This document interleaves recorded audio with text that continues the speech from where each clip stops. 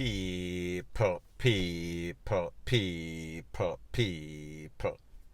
Que pasa, sakpa, say what they do. The first part of the video is called Long Run Short Catch. And I am speaking about public enemy numero uno, DAVION Bryan. When we talk about DAVION Bryan, he was a man that was wanted for the abduction of two little girls back in October of 2021, 9-year-old and 13-year-old. Since then, he has been on the run. He has been creating havoc, chaos, catastrophe in that vicinity. About a couple of weeks ago, or a week ago or so, there was a sighting of this man and people. During this sighting, it is said that he attacked a young lady. Him cuff her up, fling her over some sort of bridge. When she was interviewed by the popo, she told the popo that, listen, the description of the person that attacked me looked just like Mr. Bryan. Now people, since then, we see that the popo, they've been active. They've been doing what they should have been doing all along. Because the truth and the fact is that when this man did that thing to those two young ladies back in October of 2021, it was hype. It was just a 9-day talk. However, there was no sort of follow-up. There was no sort of coordinated effort because they were bearing no sorts of fruits. Now people, I am going to let you take a look to what the SSP of the era, his name is Mr. Kenneth Chin, had to say about the whole operation, and then I'll give my piece. DAVION Bryan's capture comes on the heels of several coordinated activities, including community meetings which took place on Friday, March 18, several targeted and snap raids in Durham, Norwich and surrounding communities, round-the-clock covert operations tracking his known associates, and other operational activities. Our efforts to capture Bryan was aided through partnership with elected officials in the parish who worked with the communities in sharing intelligence with the police. Now people, based on what the SSP is saying, this was a coordinated effort by the people in Durham, surrounding communities, the MP, the residents, the popo, they all played a part. Now people, what this proves is that whenever the popo actually put in the work, they can achieve their objective. They can solve any sorts of crime. Because people, this man has been evading the popo for the longest time. About 4 or 5 long months. However people, that run has come to a screeching halt. He is now in the custody of the popo.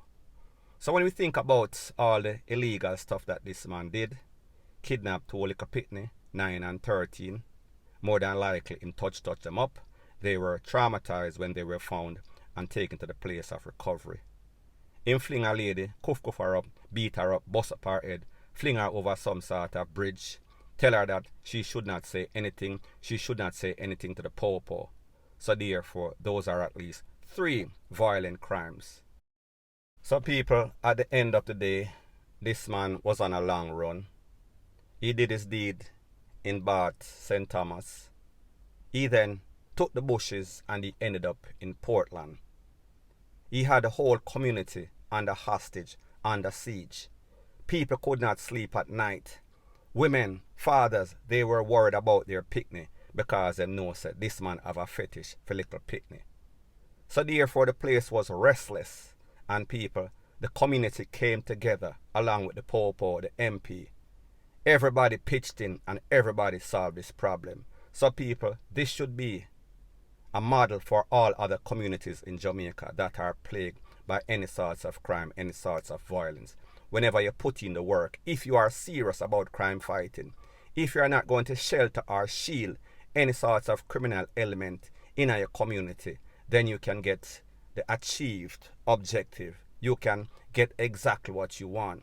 However, people, what we've noticed in this is that this man was more than likely aided by somebody, because when they found the place in which he was staying, there were pots, there was food, there was all sorts of stuff. So therefore, more than likely, some sort of female member, whether I'm girlfriend or some sort of family member, was assisting him to basically avoid the popo. So people, these person, whoever it is, whether it is one person or a couple of people, they should also be charged for all of these things that he is associated or affiliated with.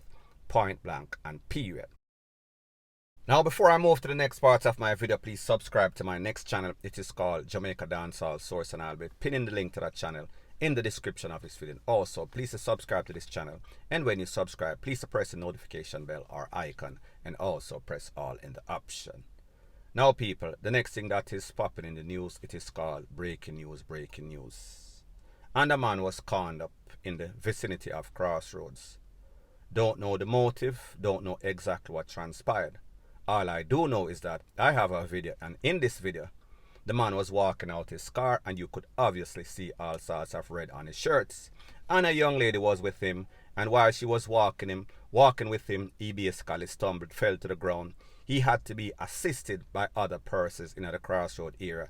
They took him, put him in some sort of Suzuki Vitara, and they took him to the place of recovery. Now people, here is the persons that they say are the suspect. These are the two young men on the bike that you see. Obviously, anybody that know them, they would know what they look like, even with the helmets. Based on how they are posed on the bike, anybody that knows these two people, know the bike, know the slippers, know the jeans, know the white t-shirt, you would know exactly who these suspects are. You know exactly what to do. You call the popo, call the relevant authority, and let them know what you know. Now people, what is obvious is that you have a set of young men in Jamaica. The only thing them pray every day is to get up, dress up, bleach out, crush out weed in them on, and then create all sorts of crime. Take away people, hurt people, shoot people, the all manner of evil. They have nothing constructive in their life. And people, when we look at the age of this man that got caught up, he is maybe in his 50s or 60s. So people, more than likely, this is some sort of contract hit. More than likely, somebody that don't like this man, somebody that is in some sort of dealing with, whether it is a lady, whether it is some sort of business associate, nobody knows, some sort of competition. So people, at the end of the day, it shows you that Jamaica is a place where you could lose your life even when you're doing the right thing. You don't have to be engaged in any sorts of criminal activity. Just the fact that you're doing your thing, just the fact that you're doing business, somebody don't like you, there is something that went wrong. Even if that person is wrong, they would decide that they're going to take you out. Point blank and period. Now the next thing that is popping in the news is that there was a double takeaway in Negril. Two persons were conned up, a male and a female. These are their pictures right here. The man on the right, his name is Wacky. Don't know the name of the lady. However, what I do know is that this lady was 4 months pregnant. So therefore, an expectant mom. Now people, like me say, I don't know the motive behind all of this. However, I have come to the conclusion that, listen, these youths nowadays, they are heartless, they are cold. It does not matter if you are 1 year old. It does not matter if you're a granny. It does not matter if you're a toddler. It does not matter if you're a woman. So people, we say these criminals set the bar very low. It is a anything go. Everybody is an equal opportunity target.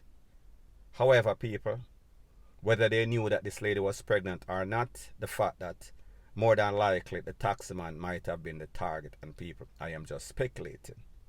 However, when you pull up on some people, don't it concern you if there's any sort of child in the car?